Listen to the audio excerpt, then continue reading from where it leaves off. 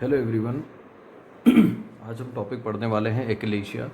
Basically ये easy topic है और बहुत सारे लोगों को आता भी है, लेकिन इसको फास्ट रिवाइज करना जो होता है वो एक आपको एक्स्ट्रा एज दे सकता है, और इसीलिए मैंने ये वीडियो बनाया है।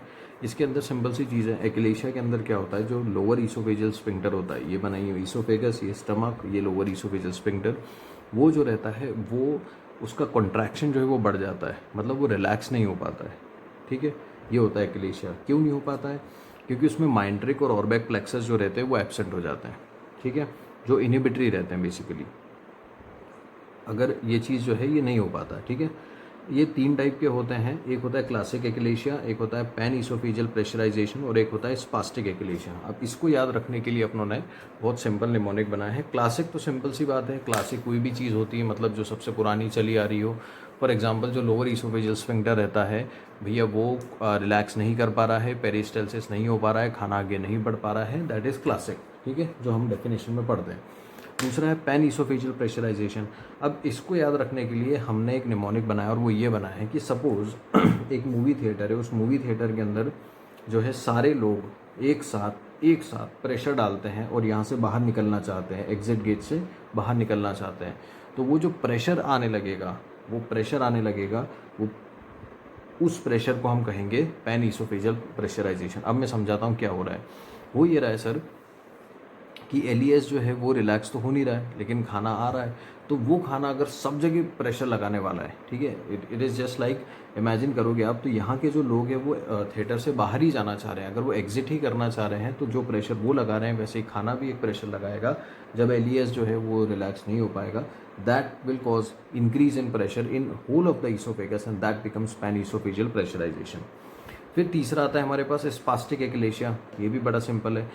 इसको याद रखने के लिए मैंने सोल्जर्स बनाए हैं, शील्ड बनाई है, स्वॉर्ड बनाया है। ठीक है, अब इसका मतलब ये है कि जो सोल्जर्स हैं, अब ये कोई लड़ रहा है, कोई सो रहा है, कोई खा रहा है, कोई पी रहा है, कोई कहीं पर भी लड़ाई चल रही है, तो कुछ भी समझ में नहीं आ रहा है क्या हो रहा है। And that is actually representing spastic achalasia. क्यों? क्योंकि उसके अंदर जो ईसोफेगस की मसल है वो कहीं ना कहीं हर एक जगह पर कहीं ना कहीं वो स्पाज्म या कॉन्ट्रैक्शन जो है वो कर रही है।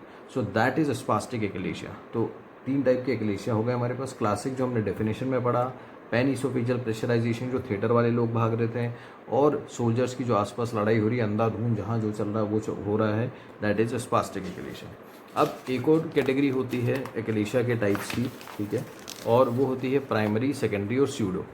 ठीक है, नाम से ही क्लियर है। प्राइमरी मतलब जो माइंट्रिक और ऑर्बैक प्लेक्सस है वो एब्सेंट है और उसकी वजह से दैट इज प्राइमरी। दूसरा जो है वो सेकेंडरी, मतलब किसी और कारण की वजह से जो है एलियस जो है रिलैक्स नहीं कर पा रहा है, तो दैट बिकम्स अ छागास डिजीज। उसके अंदर ट्रेपेनेजोमा क्रूजी एक जीव होता है जिसकी वजह से ये होता है। वो क्या करता है, वो इनको इनहिबिट कर देता है, माइंट्रिक और ऑर्बैक प्लेक्सस को, और इसीलिए एलियस जो है रिलैक्स नहीं कर पाता है। That become secondary. Pseudo achalasia is actually not achalasia, जैसा नाम से क्लियर है, स्यूडो इज फॉल्स। ओके, तो ये नाम से क्लियर है कि भैया इसके अंदर एलियस जो है वो रिलैक्स तो कर रहा है, लेकिन ईसोफेजियल कार्सिनोमा या कोई और ऑब्स्ट्रक्शन की वजह से फूड जो है नीचे की तरफ नहीं जा पा रहा है, एंड दैट इज स्यूडो एक्लेशिया। फिर एक आता है ट्रिपल ए। उसको याद रखने के लिए बेसिकली बहुत सारे लोग जो है पढ़ तो लेते हैं लेकिन याद नहीं रख पाते, तो उसकी कहानी से आपको याद रखना पड़ेगा। एक लड़की खाना खाने के लिए मना कर देती है, ठीक है, कि भैया खाना जो है मेरे को नहीं खाना है। जब खाने के लिए मना कर देती है तो वो रोना धोना शुरू करती है, लेकिन उसके आंसू सूख जाते हैं। ठीक है, तो ये क्या हो गया, ए फॉर खाना मना कर देना, मतलब खाना नहीं जा रहा है, दैट इज एक्लेशिया। दूसरा उसके आंसू जो है वो नहीं आ रहा है, तो वो क्या हो जाएगा, ए लेक्राइमिया।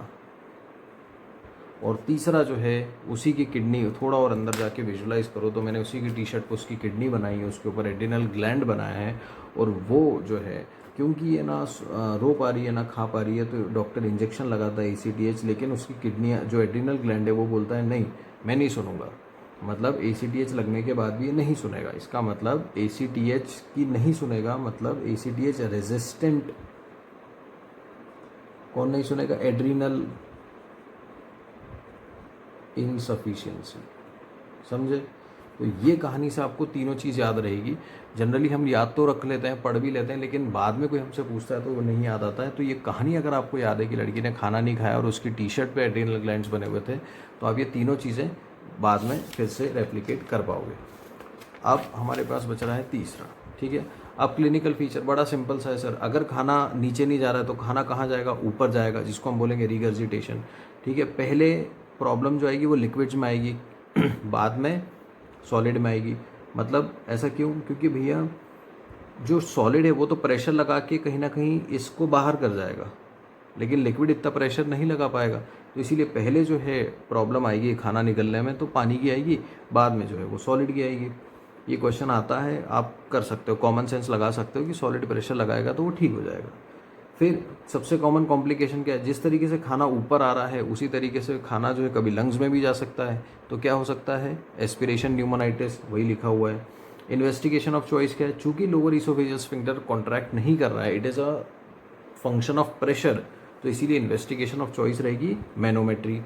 फिर आता है barium swallow, investigation barium swallow भी कराते हैं, उसमें क्या मिलेगा, बर्ड बीक अपीयरेंस, ठीक है। ट्रीटमेंट सिंपल सी चीज़ है, सब कुछ कॉमन सेंस है कि भैया मसल रिलैक्स नहीं कर पा रहे तो मसल रिलैक्सेंट दे दो, नाइट्रेट, कैल्शियम चैनल ब्लॉकर या बोटॉक्स, सिंपल सी चीज़ है। दूसरी चीज़ ये है कि एक बलून डायलिटेशन भी होता है, बलून डाल के उसको डायलेट करा दो, ठीक है। लेकिन उससे भी बढ़िया होता है सर्जिकल ट्रीटमेंट, ठीक है। मान लो मेडिकल मैनेजमेंट काम नहीं कर रहा है तो अब हम सर्जिकल मैनेजमेंट करेंगे, और उसमें क्या करेंगे, हम हेलर्स मायोटोमी करेंगे।